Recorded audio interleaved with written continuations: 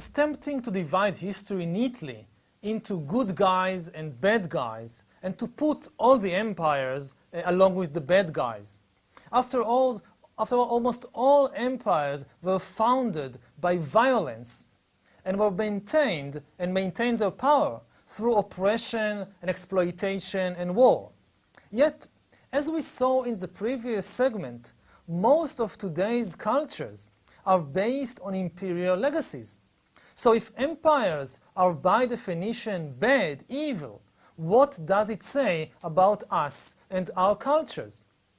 As we saw in the previous segment, even the very values which we use in order to criticize the empires, these values too are in many cases, the legacy of the empires.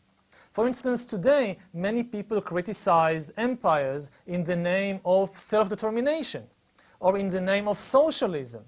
But who spread these ideas of self-determination and socialism around the world, if not the European conquerors, the British and the Americans and the French and the Dutch and so forth? If you go 500 years ago to Africa or to India, you don't find many people who speak about self-determination or socialism.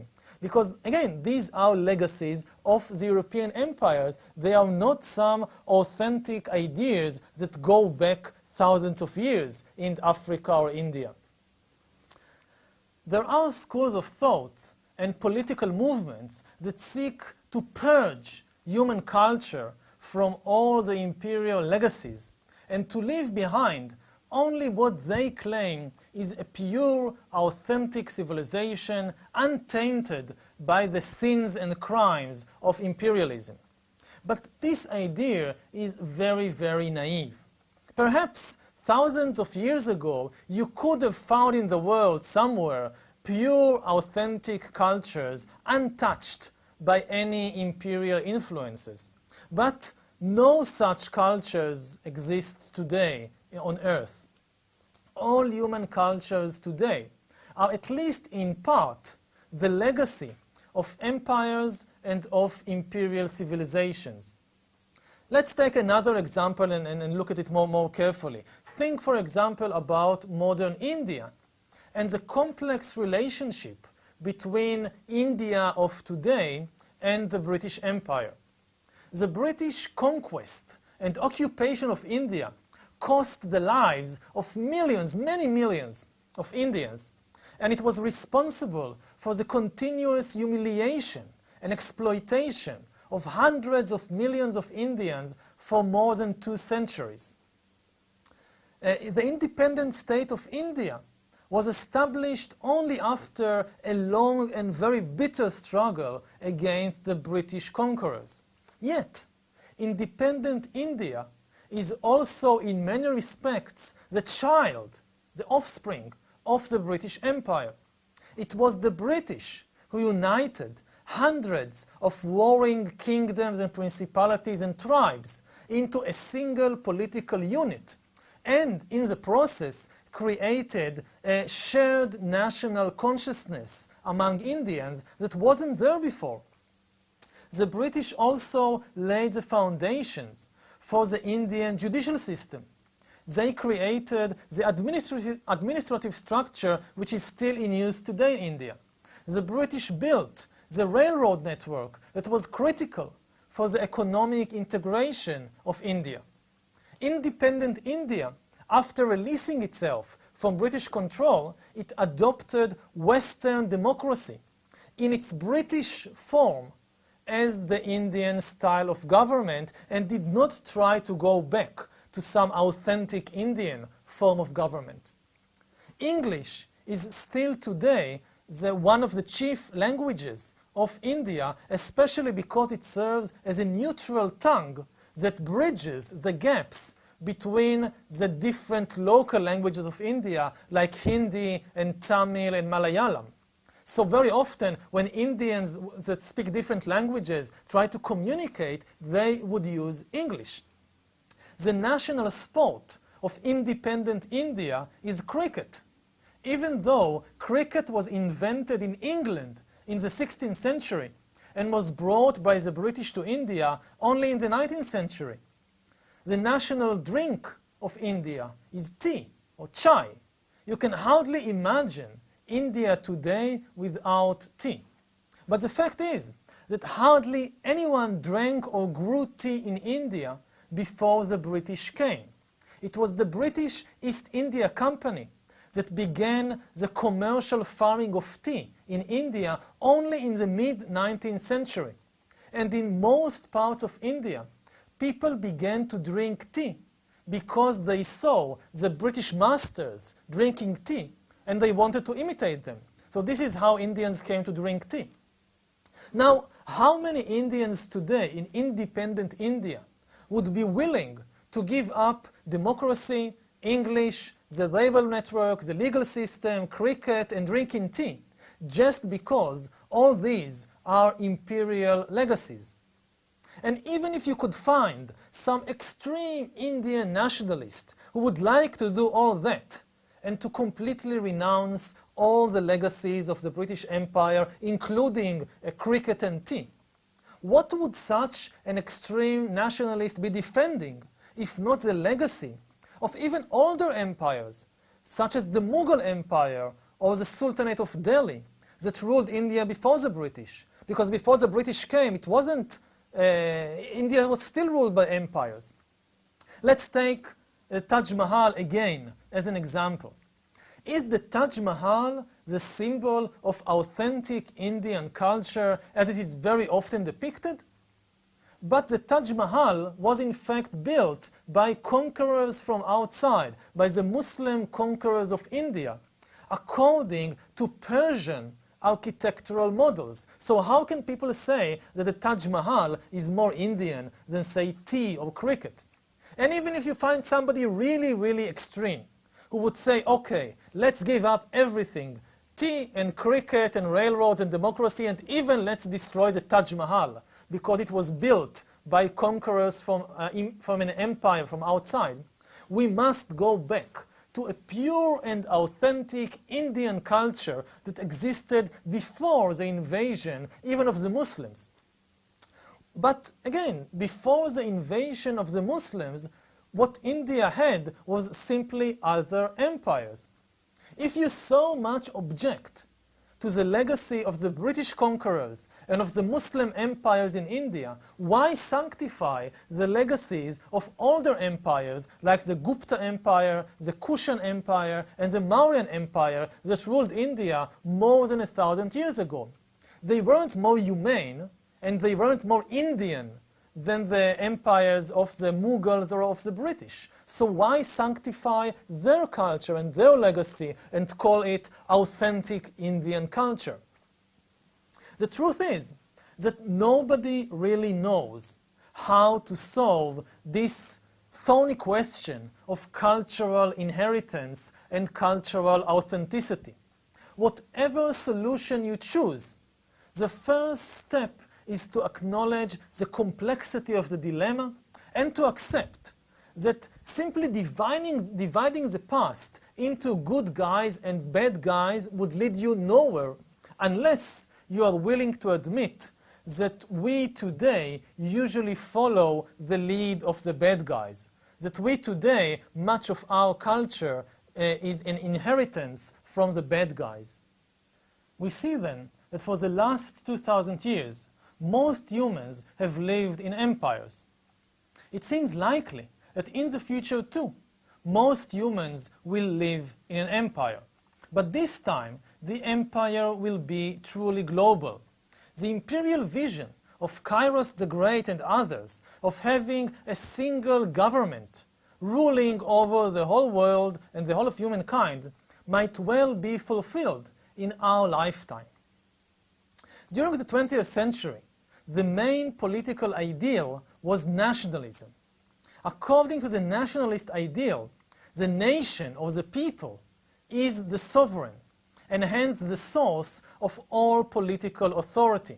The supreme role of the state, according to nationalism, was to promote the interests of the national collective.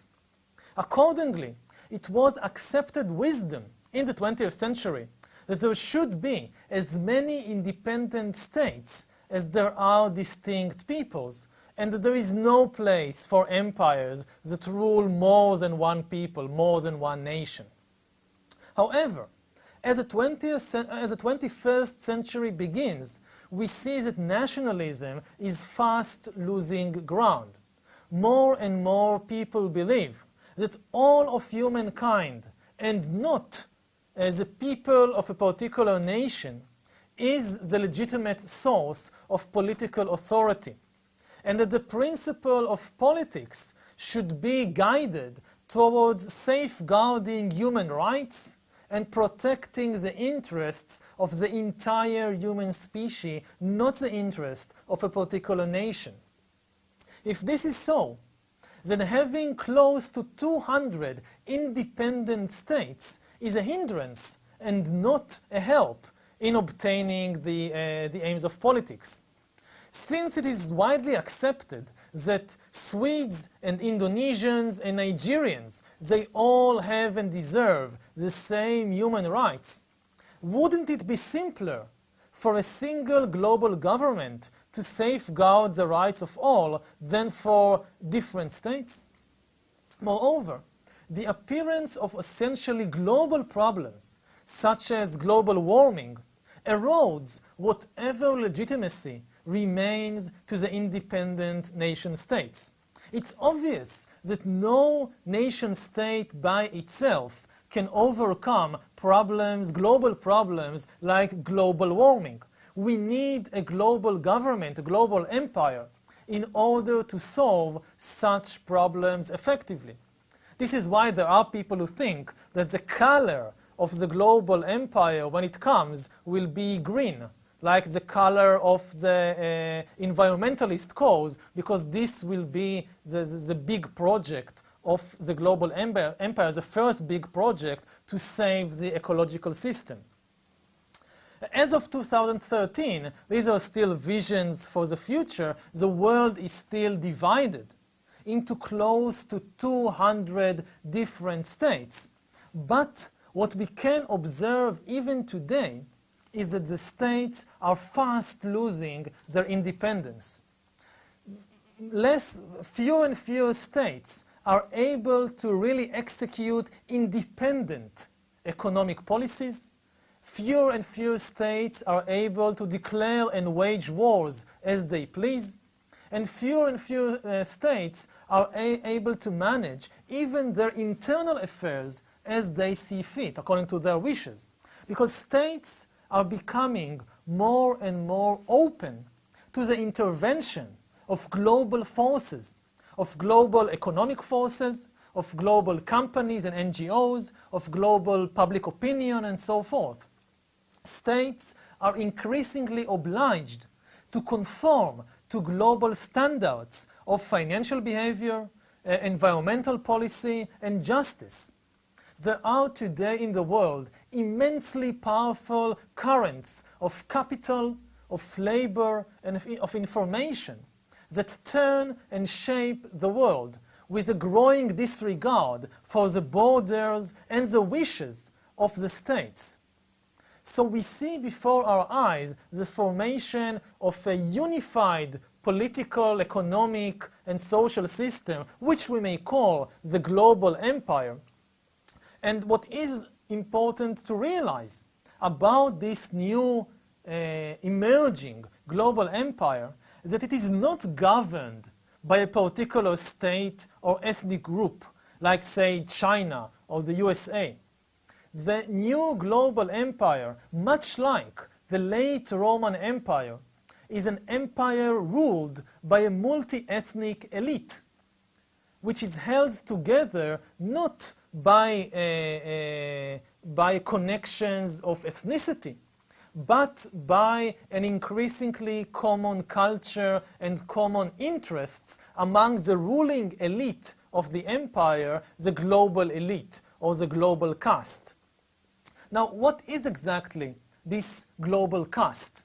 Well, when you look at the world today, how the world today is being run, you see that the world in the early 21st century is not being governed and run by a particular state or government, but by a global caste of business people, engineers, people in the academia, people in the arts, in the universities, and so forth, which no matter where they live, it can be in New York or Buenos Aires or Shanghai or Dubai or Cape Town.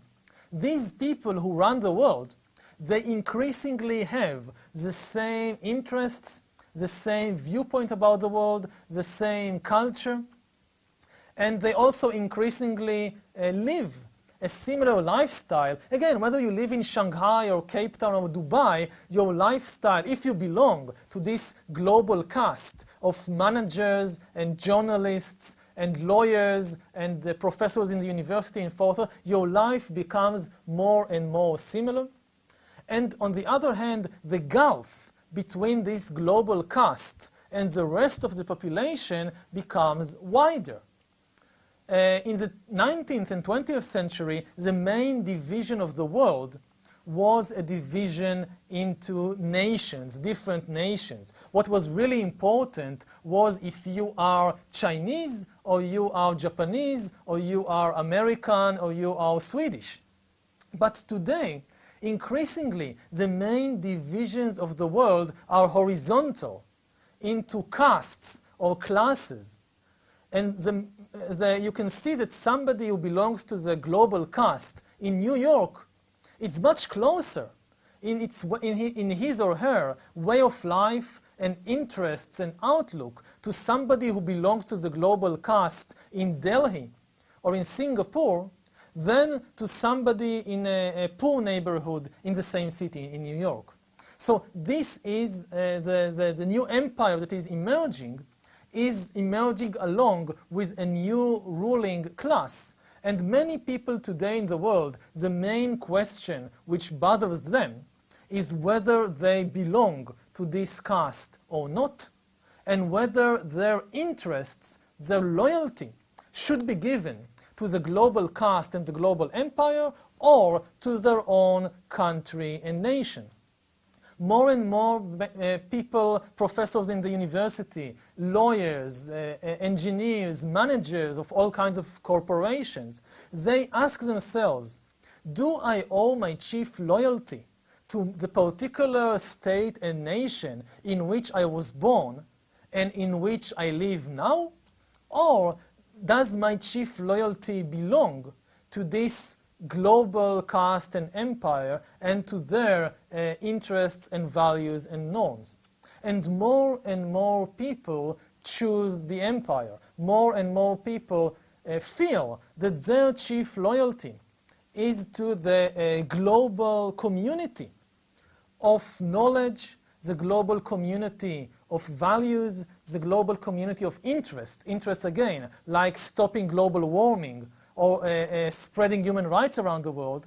This is their chief loyalty, and not to their particular nation and country. In this lesson, then, we saw that the crucial role played by empires was very important for the process of unifying humankind.